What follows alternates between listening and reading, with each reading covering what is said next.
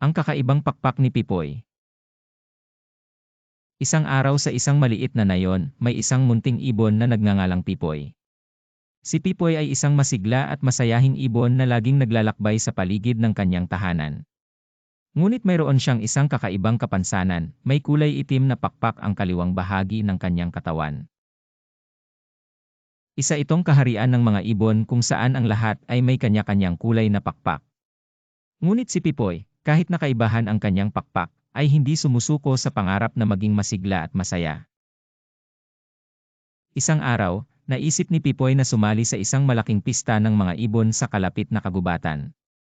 Sa una, kinakabahan siya dahil alam niyang siya lang ang may kulay itim na pakpak.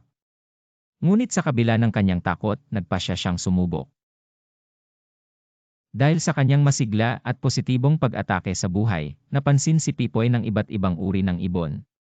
May mga ibon na nagtatawanan at nag-uusap sa kanya, at napagtanto ng lahat na ang tunay na kahalagahan ay nasa loob ng puso ng bawat isa. Sa pista, nakilala ni Pipoy si Inday, isang ibon na may magandang kulay na kulay kahel. Sila ay naging magkaibigan agad at nagtulungan sila sa mga palaro at paligsahan sa pista. Ang kakaibang kulay ni Pipoy ay naging dahilan upang maging espesyal siya sa mga mata ng ibang ibon. Sa paglipas ng oras, na-realize ng lahat na ang tunay na kahalagahan ay hindi nasusukat sa panlabas na anyo, kundi sa kahusayan, kabutihan, at kasiyahan ng puso. Si Pipoy ay naging inspirasyon sa ibang ibon na tanggapin ang sarili at ang iba, kahit anong kulay pa ng kanilang pakpak.